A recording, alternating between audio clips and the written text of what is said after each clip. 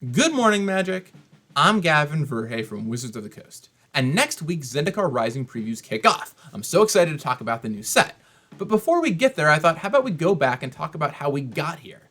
What happened in the previous Zendikar sets? What were they like? Let's dig in. So to set the stage, Magic 2010 had just come out, and this was huge. It was the brand new core set model and brought a lot of people back into Magic and grabbed new players too. And Zendikar was going to be the perfect place for them to land. Pun intended. You see, every year up here in Seattle, there's a convention called PAX, well, normally anyway. And there used to be a party for Magic that would happen there to kick off the brand new set, and Zendikar had a party. And what better way to get people excited about the set than revealing the enemy Fetchlands? They were at the party and people lost their minds. It was huge. And now an aside about enemy Fetchlands. Every single day of my life, for at least the past 6 months, I'll get a message about reprinting the Fetchlands, and people wondering if I have heard them about reprinting the Fetchlands. And I want you to all know that I have heard you, and I've heard you very, very loud and clear on all of this. And in fact, it's not just me. It's a thing that basically the entire department knows at this point, and not just the department, but it's actually permeated all the way up to the highest levels of the company. I mean, you will need them for decks like Modern, but also things like Commander. It's really, really important. I can't tell you about cards until we're going to officially preview them. This puts me in kind of a tough spot when people ask about Fetchlands, because you all want an answer, and I totally understand and recognize that. But on one hand, I can say nothing, in which case people wonder why I'm not saying anything and get frustrated about that. Or I can say, I can't tell you when they're coming out yet, which is equally frustrating. Or I suppose I could say things about them and then lose my job, but I kind of like my job a lot. And the thing about our products is that they take a really long time to get made, on the scale of years sometimes. Go check out my video on Oubliette and how that got reprinted for more information. And then people tend to ask, why can't you just make your processes go faster? I mean, it's the year 2020, why aren't things quicker? To which the answer is, they actually do go faster than they used to, and we've done a lot of great work in speeding them up, but ultimately it still takes a lot of time. And I can't just snap my fingers and make time go forward, or nah, still doesn't work. So here's the bottom line. We know that you all want enemy Fetchlands for your Modern, Commander, Legacy, Vintage decks, and everything else. That's very much heard. And yes, we hear that the issue is not solved until some of them are accessible reprints too. I just wanted you to know that I and the entire department and most of the company have heard you loud and clear at this point, and thank you for all of that, and also some of the reasons why we can't say more and why I can't say more to you right now. And of course you're welcome to keep sending messages, and I'm happy to keep reading through them. I love reading your feedback. But know that if I don't respond, that's probably why. Anyway, back to the PAX party.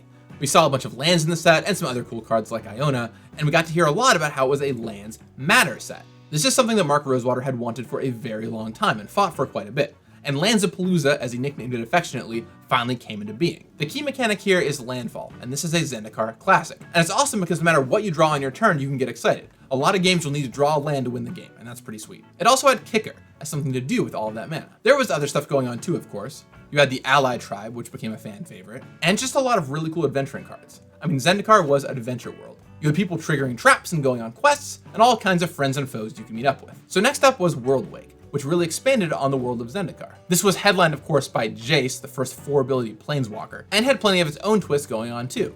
It featured landfall in the instance that was brand new, multi-kicker showed up here, you had the Zendikon cycle, and really from the card set story-wise, this just was more of Zendikar, which was great, people loved Zendikar. But meanwhile, in the background, there was something brewing. Sarkhan had tricked Jace and Chandra both into going into a place called the Eye of Ugin, and this triggered something pretty big. Imagine, if you will, the world of Magic and Zendikar up until this point. There are these Hedrons floating around everywhere, and there are these old gods that are constantly mentioned, which is kind of weird. And there's this one card in the first set called Eldrazi Monument, which kind of hints at another race that could have existed here at one point. But still, people really didn't have a good idea of what was going to happen here. And even though some really clued in people might have known that the next set was called Rise of the Eldrazi, what that was not clear. And there was one card that hinted at it, and this was in Worldwake, and it was called Eye of Ugin. Now this card has gone on to be very, very powerful, even being banned in formats. But at the time, no one really knew what was up with this card. It was in Worldwake before any Eldrazi had been printed, and it showed you that something big and probably colorless was coming. Some people said this card was going to be horrible regardless. Others got as many as they could because it might be really, really important. Good work if you were in that camp. But there was a ton of discussion on the internet about what exactly Eye of Ugin meant. And then it happened.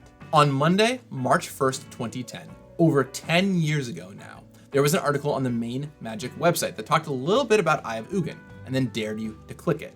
And when you clicked the image, slowly but surely, Kozilek rose from the page, and it blew everyone's mind. No one had ever seen anything like this. First of all, it was really, really cool. Second of all, Kozilek, what? Colorless, cast trigger, draw cards, annihilator? What is even going on here? The citizens of Zendikar, though, I'm sure were a little less enthused, releasing a bunch of huge creatures, including the largest creature in Magic up to that point, Emrakul, Rise of the Eldrazi was a wild, wild time. You could do some really busted stuff in Standard. For example, I remember polymorphing Colony Garden tokens into Emrakul. That was a good time. And the limited format became a fan favorite too. You could of course ramp into big things, but there were some really interesting and sideways, tiny little creature strategies too. So the Eldrazi showed up, people fell in love with them, the world was invaded, and then nothing. That is until 2015, when Battle for Zendikar came to be. The alien-like Eldrazi were everywhere, and some new mechanics that were really strange, like Devoid and Ingest and Processors, really made it feel quite different. Now, some original Zendikar fan favorites returned.